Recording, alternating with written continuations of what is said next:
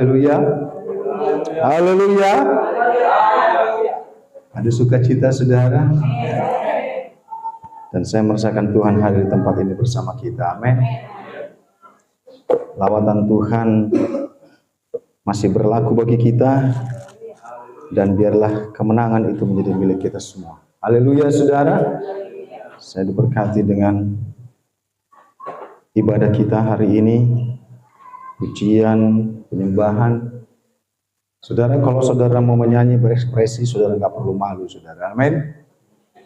Amin, saudara. Kadang kita suka agak-agak menahan diri, saudara. Jangan, saudara. Amin. Kalau saudara mau menyanyi, melompat, menari, silakan. Itu untuk Tuhan. Amin. Haleluya.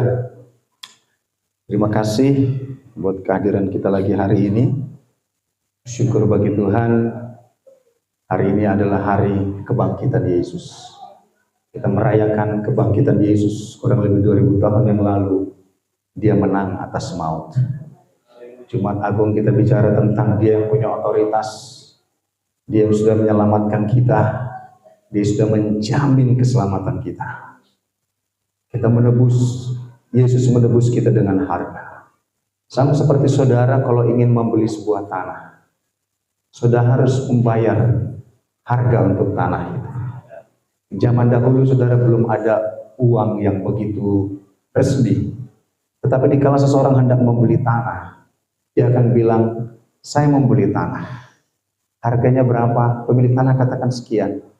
Si pembeli katakan, aku akan bayar dengan 100 domba. Sehingga si penjual katakan, monggo silakan.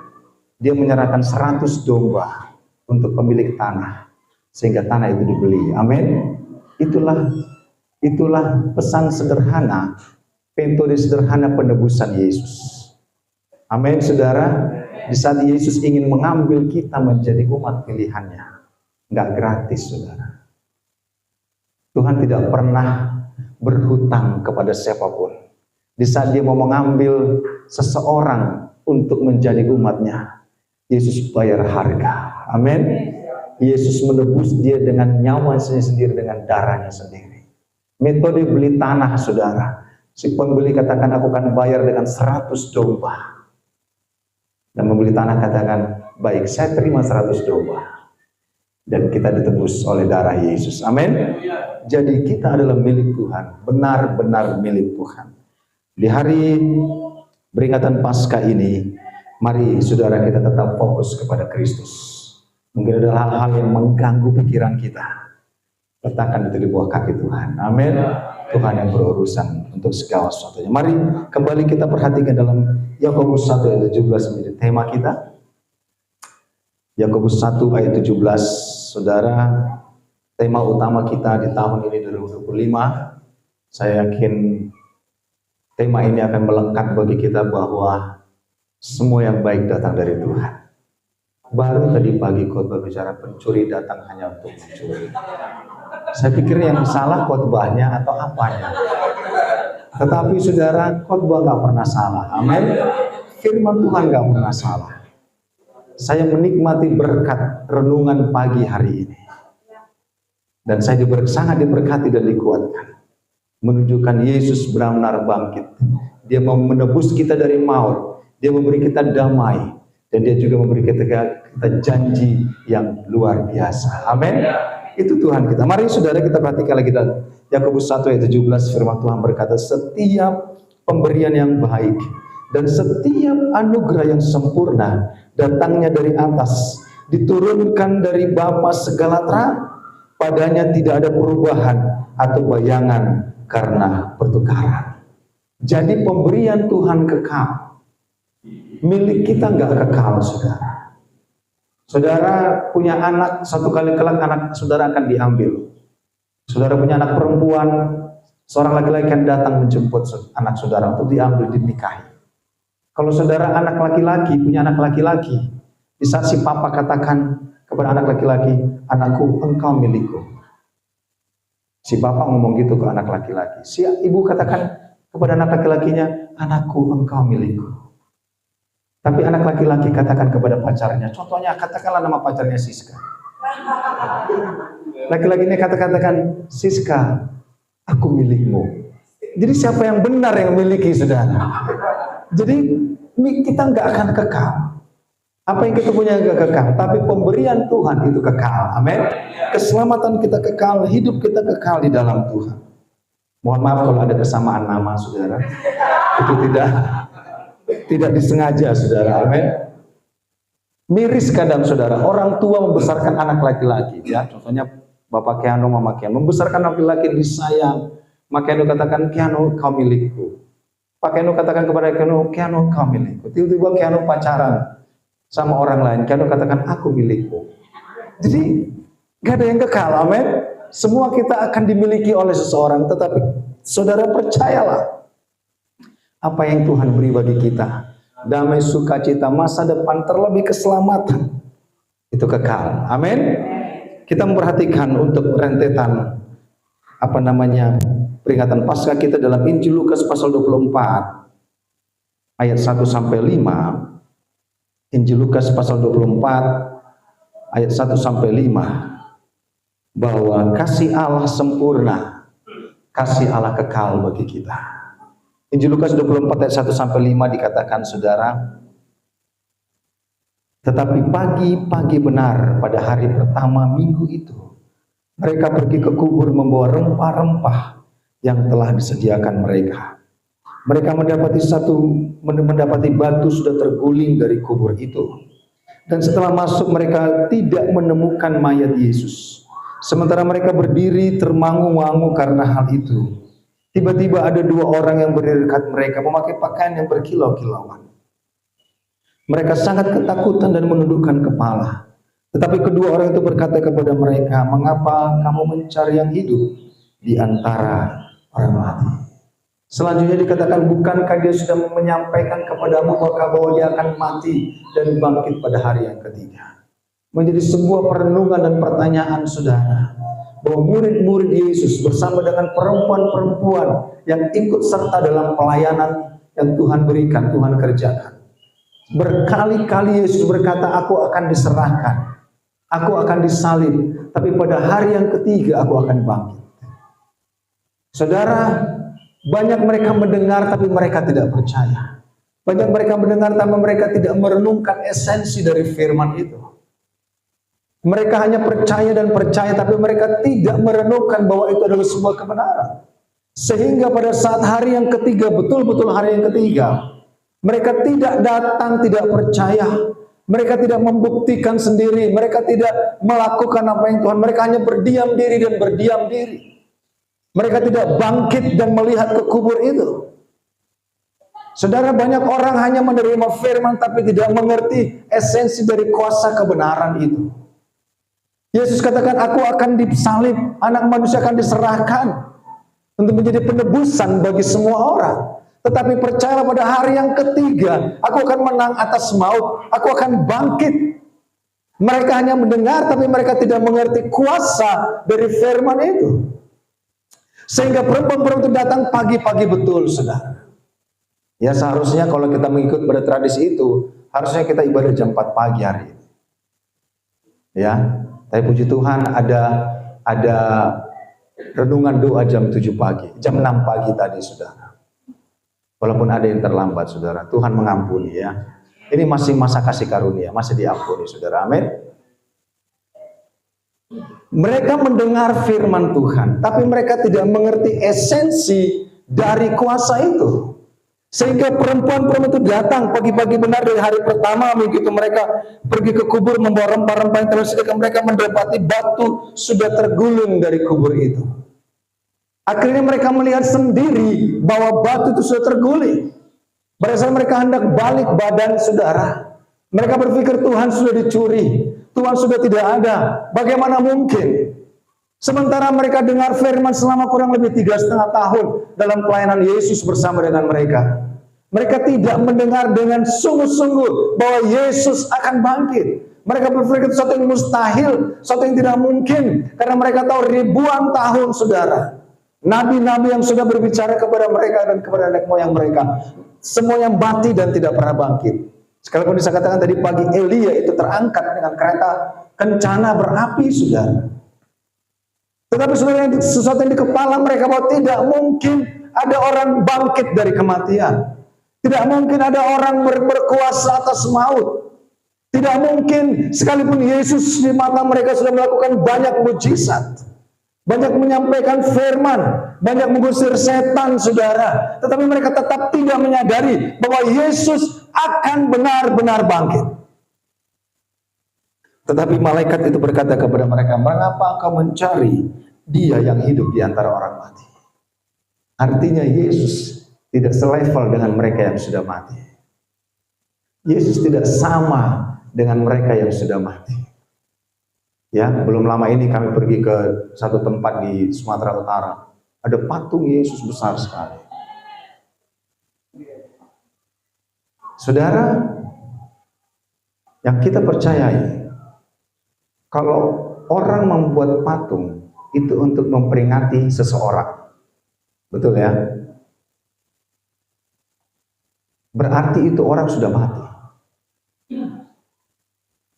Tetapi bukankah Yesus sudah bangkit? Amin. Kita tidak memperingati dengan cara itu. Yesus sudah bangkit, sehingga malaikat itu berkata kepada perempuan, "Mengapa engkau mencari yang hidup di antara orang mati?" Tidak sama Yesus dengan yang lain. Tidak sama Yesus dengan nabi-nabi yang lain. Tidak sama Yesus dengan semua orang yang pernah melakukan pemberitaan-pemberitaan yang menurut mereka itu adalah kebenaran. Tidak ada Yesus tengah-tengah orang mati, saudara. Tidak ada Yesus tengah-tengah kematian. Dia sudah bangkit. Sehingga 2 Petrus 1 ayat 16, saudara perhatikan. Dalam 2 Petrus 1 ayat 16, dikatakan, "Sebab kami tidak mengikuti dongeng-dongeng isapan jempol manusia. Ketika kami memberitahukan kepadamu kuasa dan kedatangan Tuhan, ketika kami memberitahukan kepada ada kuasa. Ada kuasa dalam kebangkitan Yesus. Kebangkitan bukan hanya bicara kasih, tapi kebangkitan adalah bicara kuasa yang didemonstrasikan. Amin. Banyak orang bicara, saya punya kuasa, saya punya power. Tidak, saudara. Kebangkitan Yesus ketika kami memberitahukan kepadamu kuasa dan kedatangan Tuhan kita. Yesus Kristus sebagai Raja. Tetapi kami adalah saksi mata dari kebesarannya. Kami tidak mengikuti dongeng-dongeng isapan jempol manusia. Yang artinya, saudara, kebangkitan Yesus bukan dongeng. Kebangkitan Yesus adalah kebenaran dan terjadi sebenar-benarnya terjadi. Dan itu adalah menjadi trigger dari power yang Yesus punya. Amin. Hanya Dia yang berkuasa atas maut, yang punya power. Saudara, kita membaca pembacaan Alkitab tadi, saudara. Ya, biasanya di Yerusalem pada saat di Bait Allah itu dibacakan kitab para nabi. Menjadi sebuah tradisi. Kita mengetahui, saudara, bagaimana manusia tidak bisa berkuasa atas maut. Tetapi Yesus berkuasa atas maut. Amin. Bagaimana, saudara, Allah pada waktu itu mendemonstrasikan kuasanya. Dulu kerajaan Mesir adalah kerajaan paling berkuasa di seluruh bumi. Dan mereka di-backup oleh kuasa gelap. Sekian ratus bahkan sekian lama mereka, saudara, menjadi negara yang begitu berkuasa waktu itu. Tentunya mereka di-backup oleh kekuatan yang menurut mereka supranatural di luar kekuatan mereka. Mereka di-backup oleh satu kuasa. Mereka di-backup oleh ahli nujum dan sihir, saudara. Mereka di-backup, negara itu, negeri itu di-backup. Tetapi di saat Musa datang dengan otoritas Allah, amin. Otoritas Allah, dia datang dengan otoritas Allah. Dalam pertandingan yang sering saya sampaikan, saudara, pertandingan di waktu itu 10-0. Mereka punya dewa, 10 dewa yang begitu mereka agungkan, yang begitu berkuasa. Yang terakhir adalah dewa maut. Ya, kalau zaman sekarang mungkin dewa santet, saudara. Dewa maut. Tetapi Musa datang dengan otoritas Allah. 10-0 menunjukkan siapa yang punya kuasa. Amin.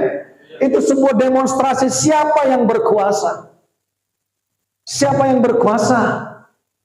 Sehingga kembali lagi di palang pintu itu kalau ada darah anak domba, malaikat maut itu gak berani, saudara, menunjukkan siapa yang punya kuasa. Amin. Saudara, kalau kita berpikir kita mau menyembah sesuatu yang punya kuasa pada level tertentu, mengapa kita tidak menyembah Dia yang punya kuasa atas segala kuasa? Amin. Mengapa kita tidak menyembah Dia kepada yang punya kuasa atas langit dan bumi, bahkan yang berkuasa atas maut? Banyak orang lebih tertarik dengan dongeng dan isapan jempol. Banyak orang lebih tertarik dengan cerita dan cerita. Bahkan banyak orang lebih tertarik dengan pengajaran dudis-dudet seperti firman Tuhan hari Jumat. Tetapi itu semuanya adalah menurut firman Tuhan isapan jempol semata. Adalah cerita manusia. Tetapi pembuktiannya jelas bahwa Yesus bangkit dan Dia berkuasa atas maut. Amin. Bahwa Yesus punya kuasa. Sehingga di saat malaikat itu berkata kepada perempuan itu, bukankah Dia sudah mengatakan kepadamu, Dia akan mati, tetapi Dia akan bangkit pada hari yang ketiga? Why you never listen? Yesus berkuasa atas maut. Amin, saudara. Dan kebangkitan Yesus menjadi materai bahwa dosa kita sudah diampuni. Menjadi materai yang kekal, saudara. Kalau seorang berpikir dia juru selamat, dia mati tapi tidak bangkit. Pertanyaannya, apakah dia benar-benar juru selamat? Sementara dia tidak bisa menyelamatkan dirinya sendiri. Saudara ingat perkataan pada saat seorang disalib itu? Mengapa engkau tidak bisa menyelamatkan dirimu kalau engkau menyatakan engkau juru selamat? Tetapi konteksnya bukan di sana. Pikiran dia sama dengan pikiran semua orang. Kalau engkau juru selamat, mengapa engkau tidak bisa menyelamatkan diri? Kalau semua yang lain menyatakan sebagai juru selamat, mengapa dia tidak bisa membangkitkan dirinya sendiri dari maut?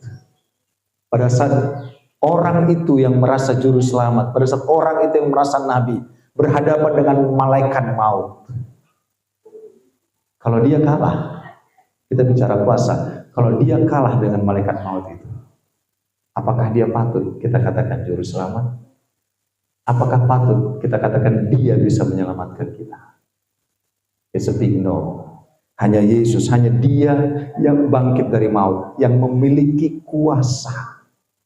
Injil Matius 18 ayat 18-19 dikatakan segala kuasa ada di tangan. Amin. Segala kuasa loh. All authority and power ada di tangan. Tidak ada jalur lain, saudara. Ya, kita naikkan pujian kemarin, bangkit serukan nama Yesus. Amin. Nama Yesus menara yang kuat. Nama Yesus mengalahkan segala musuh. Sekalipun orang berpikir Mama Yesus, tidak, saudara. Nama Yesus, amin. Mama Yesus tidak pernah mati, saudara, dan tidak pernah bangkit. Nama Yesus yang menyelamatkan kita. Jangan kita digeser iman kita. Amin. Saudara berdoa langsung kepada Yesus. Langsung kepada Yesus. Amin. Ini yang Tuhan mau, bahwa kuasa ada di tangan Dia. Sehingga saudara, Efesus 1:17 kita melihat sedikit. Efesus 1:17, Efesus 1 ayat 7 berkata, sebab di dalam Dia dan oleh darahnya kita beroleh penebusan, yaitu pengampunan dosa menurut kekayaan kasih karunia-Nya. Amin. Menurut kekayaan kasih karunia-Nya. Saudara, di zaman dulu, kalau seseorang ingin membeli budak, dia bayar dengan harga, ini budak. Tetapi, apa yang diperlakukan oleh Tuhan itu kepada budaknya? Apa yang diperlakukan? Dia akan menjadi budak. Dia ditebus dengan harga dari orang lain, dan dia, budak ini akan dibawa ke rumahnya dan dijadikan budak seumur hidupnya. Konteks penebusan di zaman itu, yang kedua adalah konteks penebusan. Tadi kita bicara penebusan tanah, kita sekarang bicara tentang penebusan budak. Di zaman itu kalau seseorang ingin mau menebus budak, dia harus bayar dengan uang. Kalau dia nggak punya uang, dia harus bayar dengan domba, dengan hewan. Jadi katakanlah aku mau budak ini, oke, bayarannya berapa? 50 ekor domba. Dikasih 50 ekor domba, dia ambil itu budak. Tetapi budak itu diapakan di rumah saudara? Diperbudak. Apa yang dia lakukan? Hai budak, kau lakukan ini. Budak, kau lakukan ini. Hai budak, kau lakukan ini. Hai budak, jangan lakukan ini. Hai budak, jangan lakukan itu. Hai budak, jangan lakukan itu. Betul ya? Itu yang dikerjakan oleh mereka yang menebus untuk menjadi budak. Tetapi Yesus dikatakan Efesus 1 ayat 7, sebab di dalam Dia dan oleh darahnya kita beroleh penebusan, yaitu pengampunan dosa menurut kekayaan kasih karunia-Nya. Ini berbeda. Di saat Yesus menebus engkau dan saya dengan harga darahnya sendiri, Dia tidak jadikan kita budak. Pernah saudara dengar Yesus jadikan kita budak? Dia jadikan engkau sahabat bagi Dia. Amin. Dan ada kasih karunia yang besar Dia berikan bagi kita. Kita menjadi umat ketebusannya. Kita menjadi miliknya sendiri. Kita menjadi kesayangannya, saudara. Tidak ada lagi kata do this, do that. Dia katakan sudah selesai. Aku sudah melakukan semua konteks perbudakan itu di belakang. Sekarang kau menjadi ciptaan baru, menjadi manusia baru dalam kekayaan kasih karunia-Nya. Amin. Itu yang berbeda. Jadi kita ditebus bukan jadi budak, saudara. Kita ditebus untuk dicintai, dikasihi, diselamatkan. Amin. Menurut kekayaan kasih karunia-Nya, seluruh kekayaan Allah dipersiapkan, reserve bagi engkau dan saya. Kekayaan damai, kekayaan sukacita, kekayaan masa depan, terlebih kekayaan sorga disiapkan bagi engkau dan saya. Agak miris pada kita sudah mati pun masih harus berjalan untuk keselamatan kita. Dead man walking, impossible. Bukan selama hidup dia diperbudak oleh orang itu, tetapi sudah mati pun dijadiin budak. Di kuburan pun disiksa. Make sense? Not at all.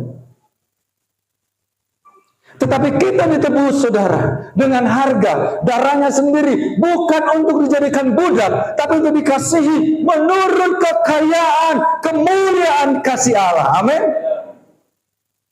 Ada yang mau ditebus jadi budak, saudara? Do this, do that, don't do this, don't do that. No.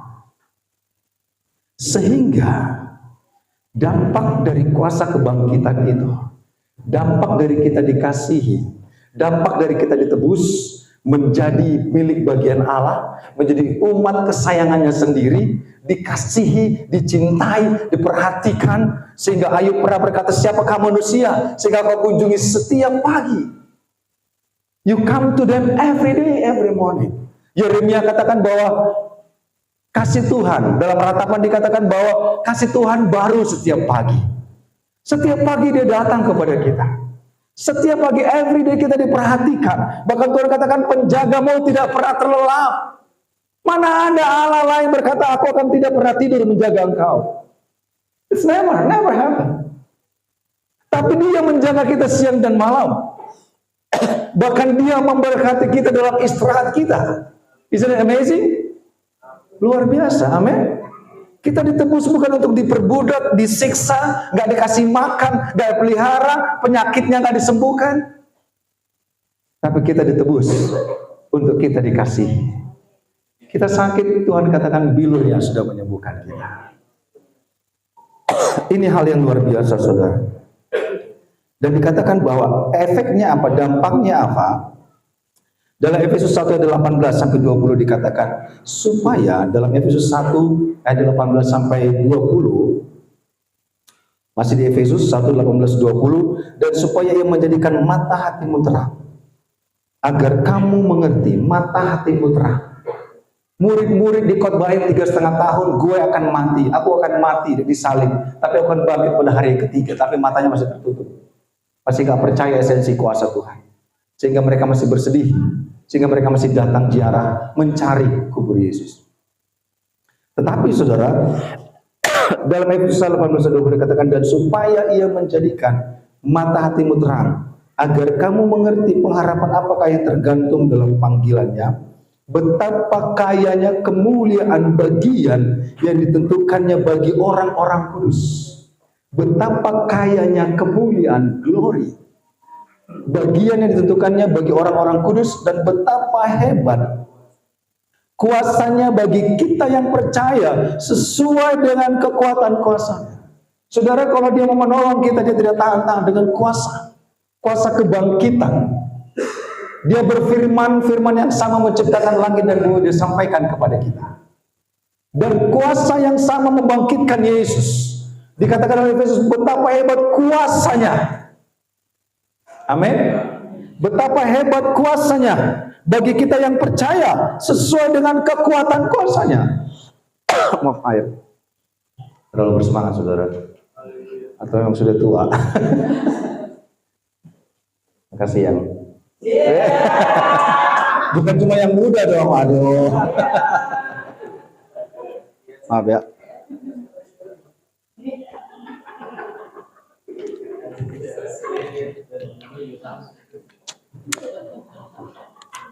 Haleluya. Kemenangan kelompok Daud mendatangkan damai bagi kami, saudara.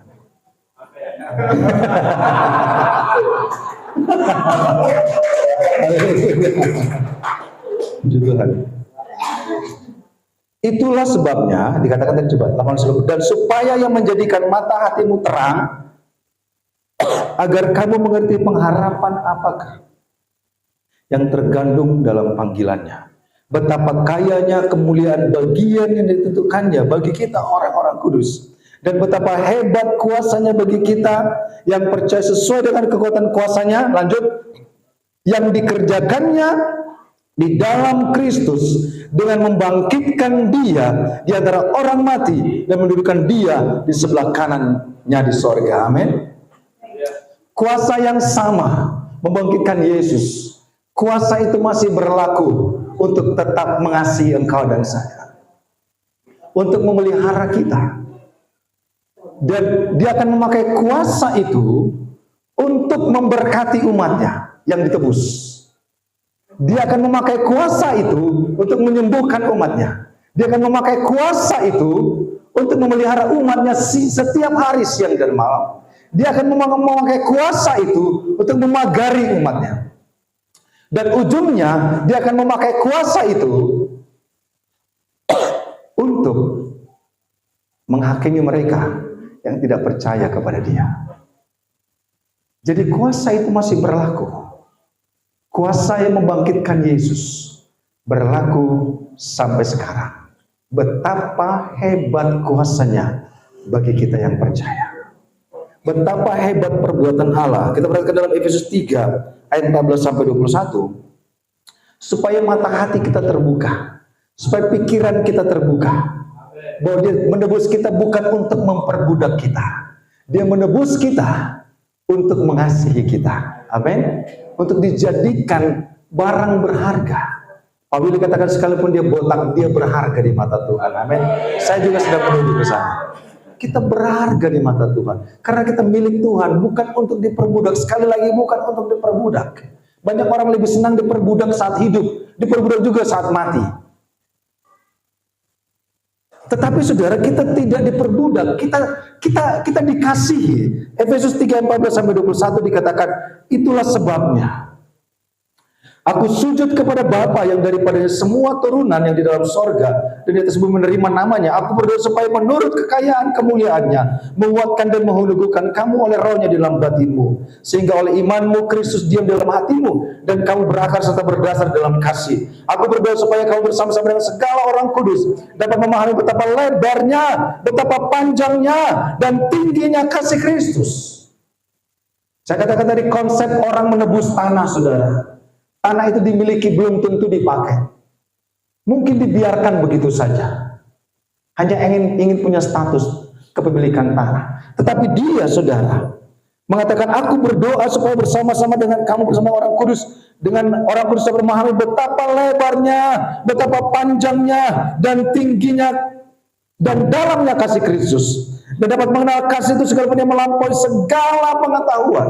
Aku berdoa supaya kamu dipenuhi dalam segala kepenuhan Allah. Bagi dialah yang dapat melakukan jauh lebih banyak daripada yang kita doakan atau pikirkan, seperti yang ternyata dari kasih kuasa, dari kuasa yang bekerja dalam kita. Bagi dialah kemuliaan di dalam jemaat dan dalam Kristus Yesus turun-temurun sampai selama-lamanya. Amin.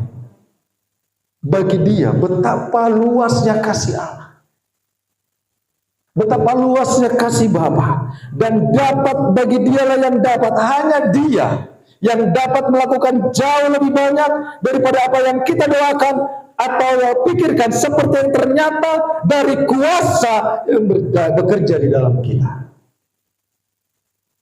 Jadi kuasa itu sedang bekerja dalam engkau dan saya. Amin. Kuasa itu luar biasa. Kalau kuasa Allah bisa membangkitkan Yesus dari antara orang mati, dan Yesus bangkit dari maut, dia bisa menghidupkan kembali sebuah keluarga yang mungkin tanpa pengharapan. Dia bisa menghidupkan kembali mungkin karir yang mungkin mati, bisnis yang mungkin mandek. Dia bisa membangkitkan kembali impian, kerinduan yang sudah mati. Amin. Bahkan kalau Allah bisa membangkitkan Yesus dari antara orang mati, dia bisa mematahkan segala bentuk-bentuk. Dia bisa membatalkan teror manusia. Bahkan dia bisa membatalkan segala kelemahan dan keterikatan akan dosa. Dia bisa membatalkan vonis dokter. Apapun vonis dokter, dia bisa batalkan itu, patahkan itu. Kalau Allah bisa membangkitkan Yesus dari orang mati, dan buktinya Yesus bangkit dari kematian, dan dia bisa membatalkan setiap vonis dokter yang tidak mungkin menjadi mungkin. Dia bisa membatalkan segala bentuk keterikatan akan dosa. Bahkan saudara, dia bisa menghidupkan kembali. Kalau dia bisa hidup dari antara orang mati, mengapa kau mencari yang hidup dari antara orang mati? Saudara, dia bisa menghidupkan kembali pernikahan yang mungkin sudah mati. Dia bisa menghidupkan kembali karir yang sudah mati, bisnis yang sudah mati. Dia bisa menghidupkan kembali setiap doa dan impianmu yang mungkin sudah engkau tidak ingat lagi.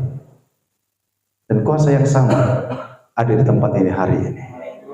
Mari kita bangkit berdiri.